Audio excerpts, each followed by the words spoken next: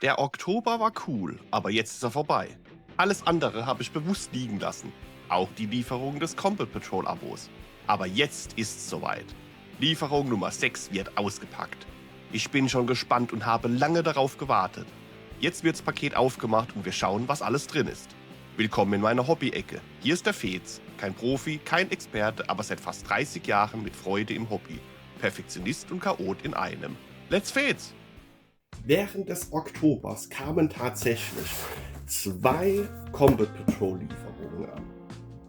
Die erste kam am 1. Oktober und die andere kam dann direkt 3,5 Wochen später, am 25. Oktober. Ziemlich krass, aber ich habe ja gesagt, im Oktober möchte ich mich nur um die Orks kümmern, mich nicht ablenken lassen und deswegen habe ich auch beide Combat Patrol Lieferungen, wie sie waren, so schwer mir das auch gefallen ist, stehen gelassen, ungeöffnet stehen gelassen, nicht reingeschaut, Oktober durchgezogen. Jetzt haben wir November, also kann man jetzt auch mal die Combat Patrol Lieferungen aufmachen und mal schauen, was da drin ist.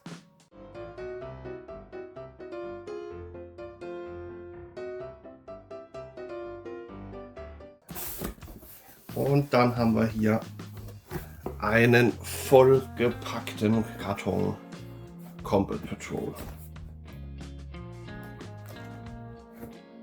Hier das Magazin, gucken wir uns gleich an. Also hier geht es mit Ausgabe 26 weiter. 26 bis einschließlich 31. Nice. Das heißt, Rest von den Eldar, ganz in Eldar durch und dann geht es mit den Chaos Space Marines weiter. Sehr cool. Dann haben wir hier wieder die Data Sheet Cards. Da auch direkt fürs Chaos dabei. Dunkler Apostel.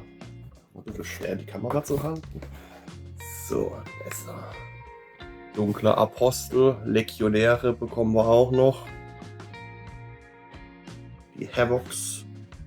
Ein Höllenschlechter. Nice, nice, nice. Gut, und Eldar, Runenprophet haben wir in der letzten Lieferung gehabt. Die Schützengardisten, Windreiter, die sind dann vermutlich in der Lieferung drin. Und Phantomlord. Das ist natürlich auch krass. Nochmal ein Phantomlord. Den habe ich ja im letzten Video, also im letzten Unboxing-Video, ja auch gezeigt gehabt, dass ich den so magnetisiert habe mit allem Möglichen.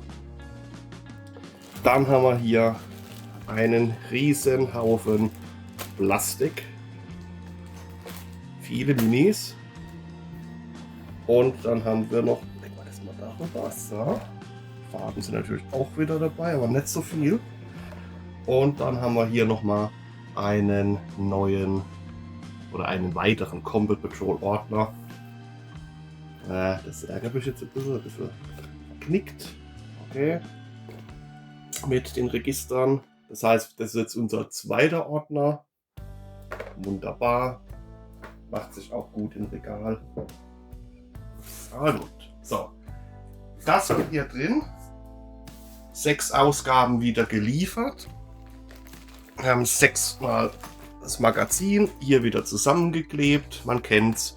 Das ist gelocht, vorgelocht. Man kann die Seiten dann abziehen, abheften. Ja, gucken wir uns gleich nochmal an.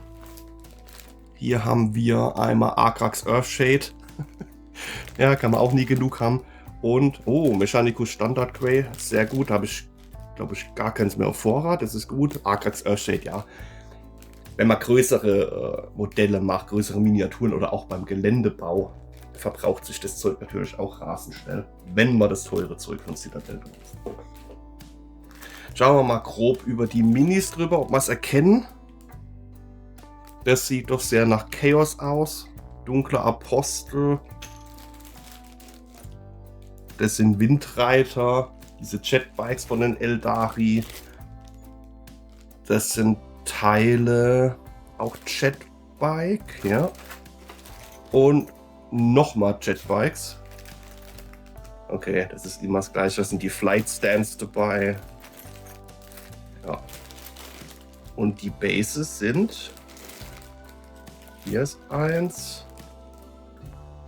Ja, auch wie diese durchsichtigen Bases, von denen bin ich ja echt überhaupt gar kein. Also allgemein von den Flight Stands bin ich echt kein Fan. Da habe ich mir ja auch nochmal extra Bases bestellt, auch für meine Necron, für meine Canoptech-Spinne und für die Gruftklingen, auch diese Flugeinheiten der Necrons. Da will ich einfach richtige Bases haben, wo ich auch eine Textur drauf packen kann, die ich anmalen kann gescheit. Und dann kommt halt da der durchsichtige Flightstand irgendwie drauf und gut ist. Aber da diese komplett durchsichtigen Dinger, dann kann man auch einen Punkt bei den Teilen hier, holen wir eins raus.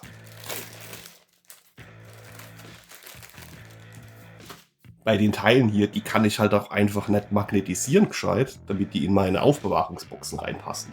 Wenn das Ding halt komplett flach ist und jo, ich weiß auch nicht, was das da genau soll.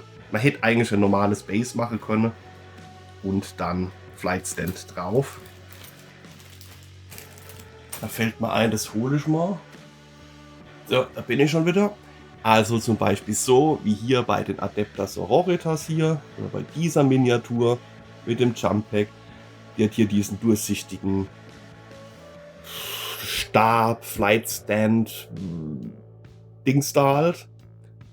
Und dann einfach ein normales Base.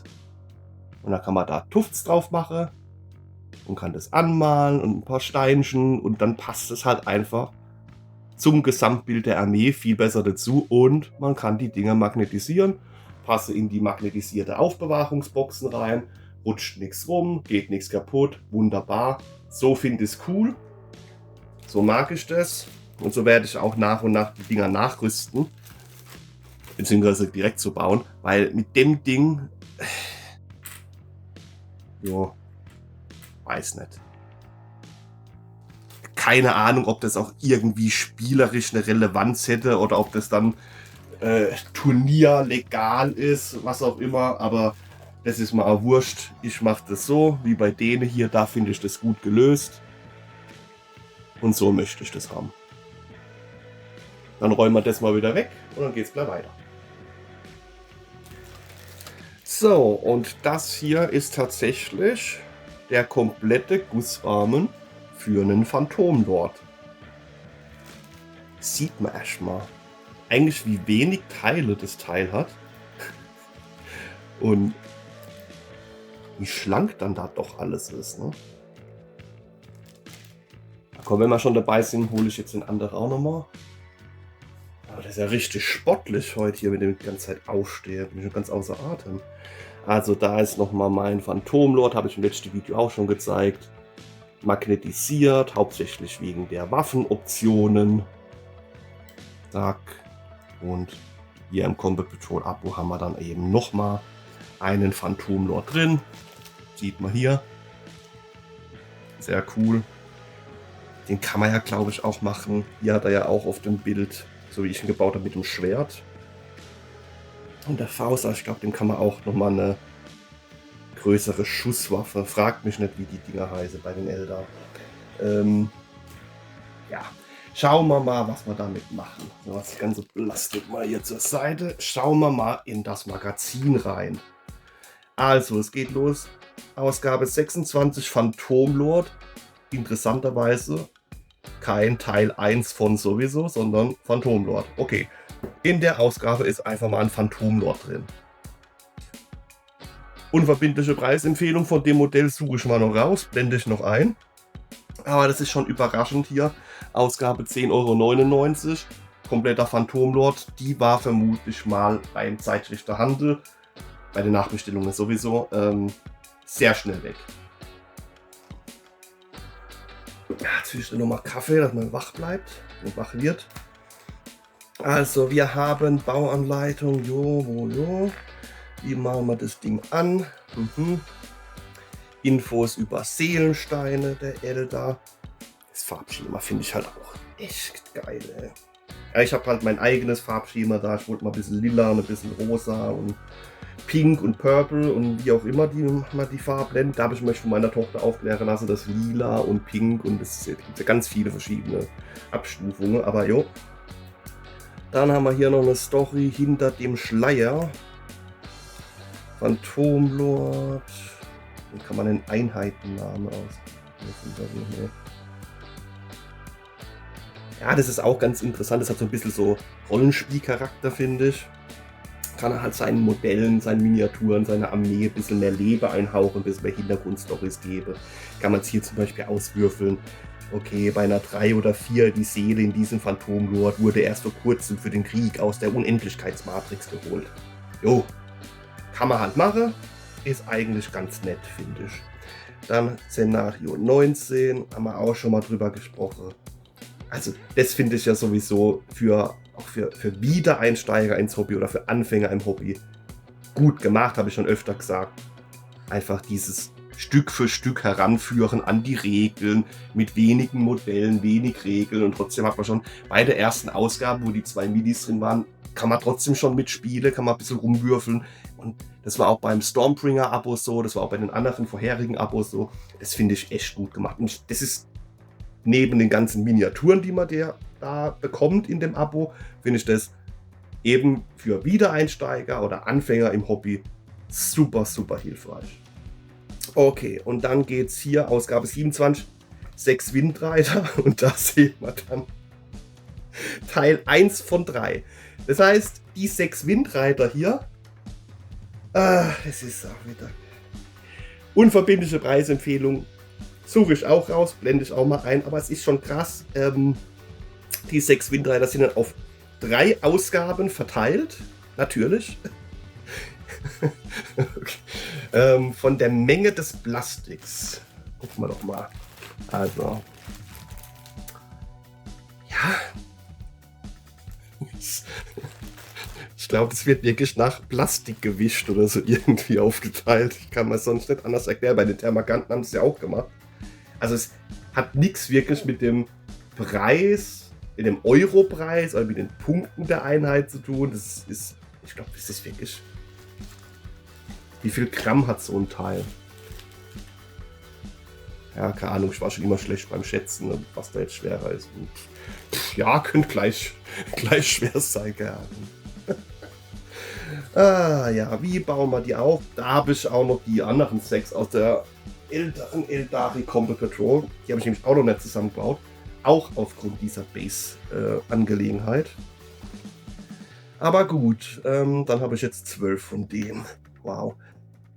Mal was an. Oh, Aspektkrieger. Auch sehr interessant, ne? Was gibt's denn da alles so? Die Skorpionkrieger, Warpspinnen, Todesfeen. Kann man gar nicht sehen. Das mit der Kamera ist heute irgendwie ein bisschen doof, glaube ich. So. Aber ich konnte es jetzt auf die Schnelle auch nicht anders organisieren. Auch gehen. Sehr cool angemalt hier. Oh, jetzt hier Ausgabe 27, das erste Mal Grundregeln. Erste Seite Grundregeln. Das heißt, das ist das, was ich gemeint habe. Ausgabe 27, genau. Vorher hat man auch schon in jeder Ausgabe ein kleines Szenario gespielt, an die Regeln rangeführt worden. Und erst jetzt fängt es so langsam an, dass du nochmal von A bis Z, so wie es jetzt auch in den Regelbüchern drinstehen wird, da Stück für Stück jetzt so die Zusammenfassung der Regeln kommt. Ja, also, das ist echt eine gute Sache. Da kann man mal schöne Minis gucken. Kampfpatrouille 2. Ja, genau, da sieht man jetzt halt hier die vollständige Space Marine Combat Patrol, die man hat. Die vollständige, ja, das hört man schon. Gehen jetzt hier schon die Seiten raus, aber ja, das wird abgeheftet.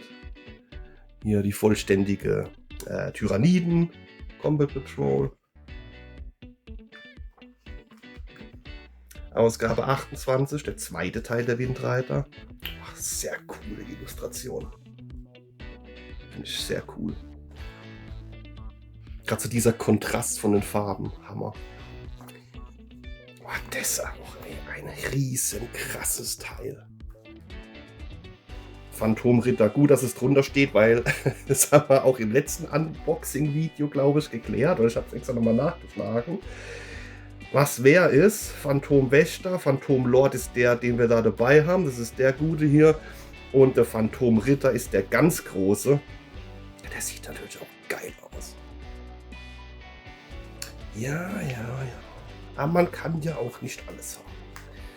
Da geht so ein bisschen hier Drukari, Kriegsgebiet. Ja. Das ist für mich oft abends so auch ein bisschen Bettlektüre vorm Einschlafen. Ja, einfach noch so ein bisschen Warhammer-Stuff lesen. Es ist leicht verdaulich vorm Schlafengehen, sage ich mal. Ja. So. Ausgabe 29, Teil 3 von 3. Das sind dann die Windreiter komplett. Kabalen, Kulte und Zirkel. Ja, dann geht es hier weiter. Grundregeln, Befehlsphase.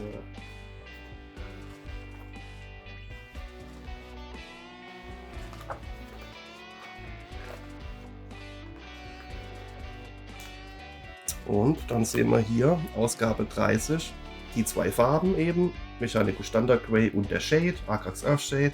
Und dann, hier sieht man es auch schon, vorausschauend, 31 geht es dann mit Chaos Space Marines weiter. Und das finde ich richtig nice. Das heißt, die haben wir ja auch dann hier drin, kommen wir gleich dazu. Das ist eine richtig geile Ergänzung für meine Black Legion. Da freue ich mich drauf.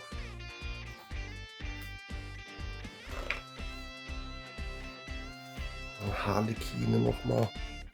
Da ist ja jetzt auch eine neue Combat Patrol veröffentlicht worden. Ich glaube, die war auch schon in den Vorbestellungen drin. Oder kommt jetzt noch rein. Die auch mal wieder was gekriegt. Ja, dann geht's hier los. Story, technisch. Chaos Space Marines. Und dann hier Ausgabe 31. Jetzt brauche ich nochmal ein Stück Kaffee, sonst wird er ganz kalt. Aber hier dunklen Apostel mit 2 dunklen Jüngern. Da kann man auch richtig Spaß haben.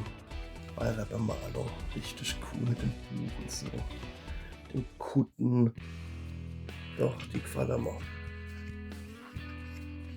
Ist das jetzt auch so ein Modell oder ist so eine Packung, die hat man hier und da mal so in der Hand gehabt? Und dann gedacht, oh, so 3 Minis drin, beziehungsweise ein Mini und so 2 Begleiter, ja, weiß nicht. Aber jetzt Combat Patrol Abo, zack, hat man das Teil. Jetzt ist cool, freue ich mich drauf. Ich meine, es hat ja trotzdem Geld gekostet, aber ja.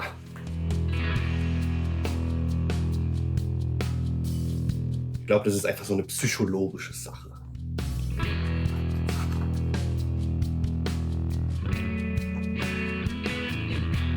Es ist so ein bisschen, dieses Abo ist halt so ein bisschen entkoppelt vom Bezahlprozess. Man weiß, man bezahlt alle 6 Wochen oder was, dann die Lieferung. Es geht halt vom Konto ab.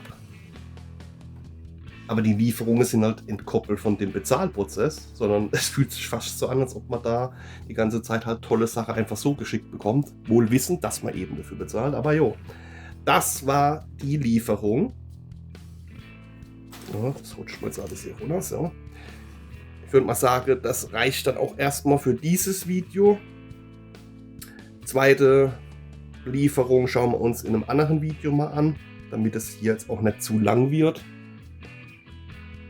Und ja, abschließend, ich finde es cool, neuer Phantom Lord in einer Ausgabe 26. Was ich irgendwie ein bisschen lächerlich finde, ist die Aufteilung von 6 Windreitern auf 3 Ausgaben. Ja, vielleicht hat es wirklich was mit dem Gewicht vom Plastik zu tun. Ja, dann haben wir eben den Phantom Lord, wir haben die 6 Windreiter, wir haben eine Farbe, wir haben einen Shade drin und dann, was ich halt am geilsten finde, ist eben der dunkle Apostel mit seinen 2 Begleitern. Ansonsten ist die Lieferung jetzt ein bisschen unspektakulär. Auf der anderen Seite so ein Phantom Lord. Ist auch ein ziemlich geiles Modell, finde ich. Ich meine, der Phantom Lord, die 6 Windreiter, der Apostel mit seinen 2 Kollegen, sind 10 Miniaturen jetzt in einer Lieferung. Gut, der Phantom Lord ist ein bisschen größer. Auf jeden Fall diesmal nicht hier 2 Farbausgaben dabei. Das finde ich immer ein bisschen, ja. Es ist gut, dass die auch dabei sind, klar, und das macht ja Sinn in dem Abo. Das ist halt immer so das Unspannendste. So, das war das. Combat Patrol Lieferung. Dieses Paket abgeschlossen, was am 1.10. bei mir eintraf. Haben wir ausgepackt, machen wir ein Video dazu. Und ja, wenn euch das Video gefallen hat, lasst mir bitte ein Like da, abonniert den Kanal, kommentiert fleißig. Auch das ist super wichtig und freut mich auch immer, wenn ich von euch höre. Sagt mir eure Meinung, wie findet ihr die Lieferung? Wie weit seid ihr bei eurem Combat Patrol Abo schon? Oder sagt ihr, Combat Patrol Abo oder die Hachette-Abos im Allgemeinen sind überhaupt gar nichts für mich? Dann ist es auch gut. Lasst es mich wissen, schreibt es rein und in diesem Sinne bis zum nächsten Mal.